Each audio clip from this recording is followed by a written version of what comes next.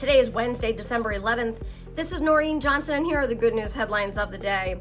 Democratic Representative Nancy Pelosi criticized Pope Francis for the Vatican's deal with China regarding bishop appointments during an interview with the National Catholic Reporter published on Tuesday, December the 10th. The Congresswoman from California and former Speaker of the House of Representatives told the outlet that she is not too happy about the Vatican-China agreement, saying this, "I don't know what they have achieved." Pelosi, who is Catholic, told the reporter, "We have seen the suffering of Catholics for decades in China. I have a completely different view from Pope Francis." In January of 2018, Pope Francis and Chinese officials entered into a deal that gives the Chinese Communist Party input on bishop appointments. Most of the details of the deal and how it functions have not been made public, but the pontiff revealed in September of 2023 that the agreement created a joint China-Vatican commission on the appointment of bishops. The agreement has been renewed 3 times, most recently in October. The most recent renewal extends the deal into October of 2028.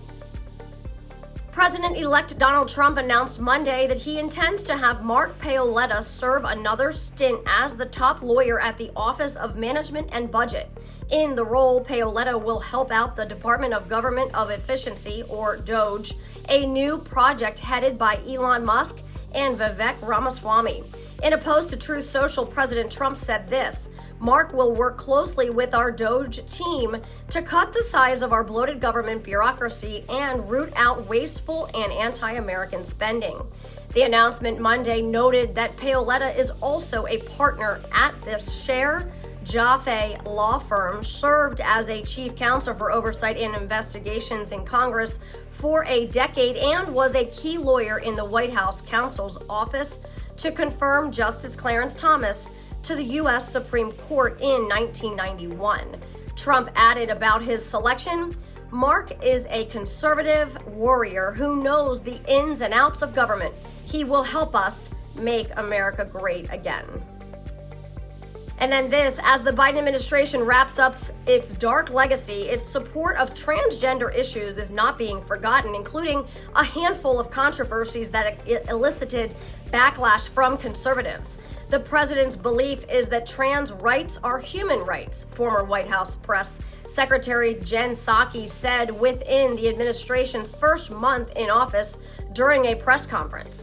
One day before Biden was inaugurated, he announced the nomination of a person who would become the first known transgender woman to hold an office that required Senate confirmation, Assistant Secretary for Health Rachel Levine.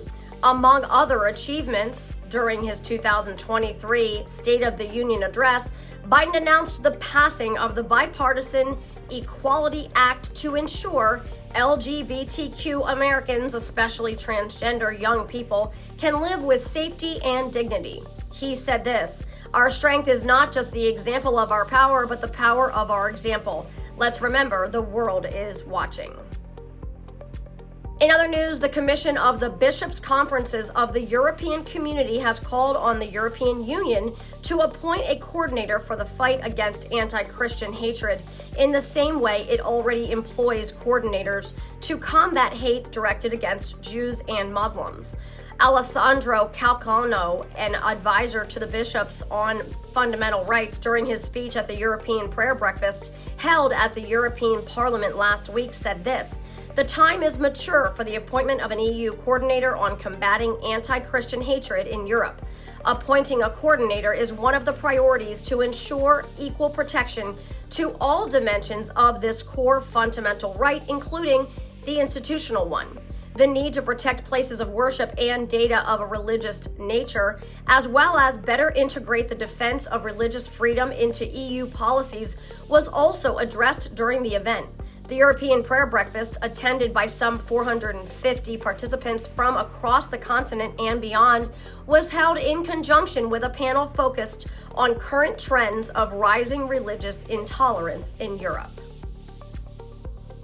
And then today we celebrate the feast day of Saint Damasus. Damasus started as a deacon in his father's church and served as a priest in what later became the Basilica of San Lorenzo in Rome. Pope Damasus worked hard to improve the liturgy, introducing the singing of psalms, helped develop the general Roman calendar, restored churches, and commissioned sacred art. He had a great devotion to the saints, especially the martyrs, and added special feast days in their honor. He died on December 11th, the year 384. St. Damasus, pray for us. And those are your daily good news headlines. This is Catholics for Catholics. May God bless you, and may God bless the USA.